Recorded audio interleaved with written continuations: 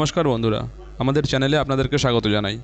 যারা চ্যানেলটিকে প্রথমবার দেখছেন তারা অবশ্যই চ্যানেলটি সাবস্ক্রাইব করে নেবেন এবং বেল আইকনটি দাবিয়ে দেবেন যাতে চ্যানেলে দেওয়া সকল ভিডিওর প্রথম নোটিফিকেশন আপনাদের কাছে পৌঁছে যায়।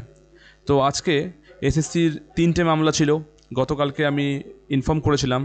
তো 53 নম্বর, 54 নম্বর এবং 56 নম্বরে প্রথম যে মামলাটি ওঠে সে মামলাতে সুপ্রিম কোর্ট আজকে আমাদের সরকার পক্ষের উকিলকে বিভৎস রকম ভৎসনা করেন। সবার আগে বলে রাখি, 53 নম্বর কোর্টের যে মেন ব্যাপার ছিল সেটা হচ্ছে ফিজিক্যাল হ্যান্ডিক্যাপড ক্যান্ডিডেটদের জন্য ছিল। তো তাদের নাম্বারের কোনো চেঞ্জের জন্য তারা চান্স পায়নি বা এরকম সামথিং কোনো একটা ম্যাটার নিয়ে আজকে ছিল। জজ মহাশয় কোনো কথার কোনো এন্টারটেন করলেন না। উনি বললেন বিবেক পাড়িয়ার ম্যাটারের সাথে প্রায় সিমিলার ম্যাটার এটা, এই কারণের জন্য এটা আবার শোনার কোনো মানে হয় না। বাট তারপরে তিনি আমাদের স্টেটের যিনি উকিল ছিলেন তাকে বললেন, প্রীতিকা দ্বিবেদী, তাকে বললেন যে আপনারা আমাদের অর্ডারের প্রতিবার ভুল মানে বের করছেন। আমরা কখন বলেছি যে টেন্টেড ক্যান্ডিডেটদের চাকরি গেছে বলে তারা আবার পরীক্ষায় বসতে পারবে?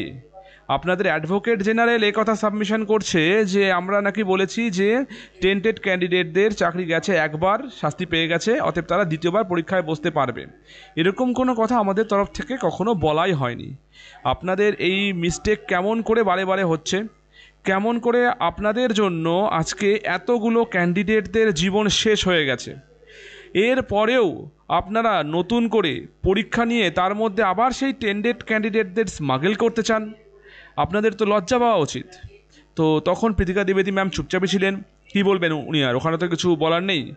তো আজকে এই এসএসসি ম্যাটার নিয়ে বেসিক্যালি জাজ মহাশয় এই কথাই ইনফর্ম করলেন, আর বারে বারে বললেন যে যাবতীয় কেস অলরেডি শোনা হয়ে গেছে, 2 তারিখ পর্যন্ত টাইম দেওয়া ছিল, যারা নতুন ছিল তারা অ্যাপ্লিকেশান করে ফেলেছে, আর এখন কিচ্ছু করা যাবে না, অতএব তিনি আর কোনো কথা শুনবেন না।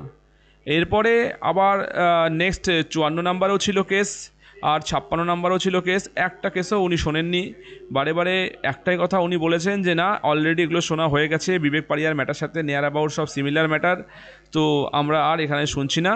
উনি কোনো কেস আজকে আর নেননি। ইভেন আমাদের যেটা একটা টেনশন ছিল যে বৈশাখী ভট্টাচার্যের ম্যাটার যেটা, সেখানে হয়তো কোনো ঝামেলা হলেও হতে পারে, যাই হোক ওখানেও কিচ্ছু হয়নি।